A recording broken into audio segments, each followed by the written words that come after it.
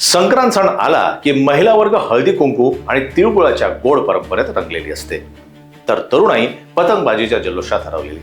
देशभरात हा सण वेगवेगळ्या पद्धतीने साजरा होतो. मात्र महाराष्ट्र आणि गुजरातमध्ये पतंगोत्सवाची खासच रंगत असते. नागपुरातही निळ्या आकाशात रंगबिरंगी पतंगांची उधळण करत तरुणाईने संक्रांती उत्सव मोठ्या उत्साहात साजरा केला.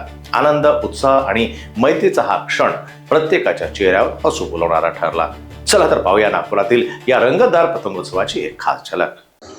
मकर संक्रांतचा हा सण जो आहे तो फक्त तिळगुळ घ्या आणि गोळगोळ बोलापर्यंतच सीमित नसतो, तर हा मकर संक्रांतीचा जो सण असतो तो पतंगीचा पण असतो, ज्याच्यामध्ये युवक किंवा छोटे मोठे सगळेजण पतंग उडवून आपला आनंद व्यक्त करत असतो आणि एक खुशी पतंग उडवल्यानंतर त्यांना प्राप्त होत असते.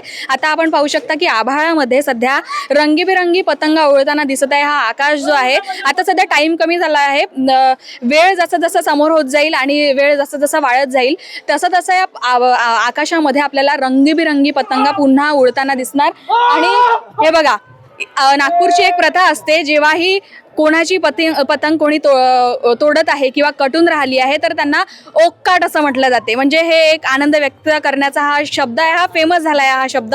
तर इथे जर कोणाची पतंग कटली आहे किंवा काही झालं आहे तर त्यांनी ओक्काट असं ओरडून समोरची जी टीम असते ना त्यांना कमी लेखल्या जाते असं दाखवते. म्हणजे एकामेकामध्ये असा एक वार सुरू असल्यासारखं होत असते. आणि आता आपण पाहू शकता की इथे युवक जमलेले आहे, सध्या उडवणं चालू आहे यांचं पतंगा. आणि आकाशात आपण पाहू शकता की रंगीबिरंगी या पतंगा उडून राहिल्या आहे आणि एक वेगळा आनंद होत असतो या सणानिमित्त. कारण जे आताची जनरेशन अशी आहे की मोबाईलमध्येच असतात आणि हा सण असा आहे की कितीही काही होऊ द्या पण पतंग उडवण्यासाठी नेमका टाईम काढत असतो आणि वेळ काढून या पतंगी उडवण्यासाठी अख्खा दिवसभर यांनी राहतात इथे आभाळामध्ये.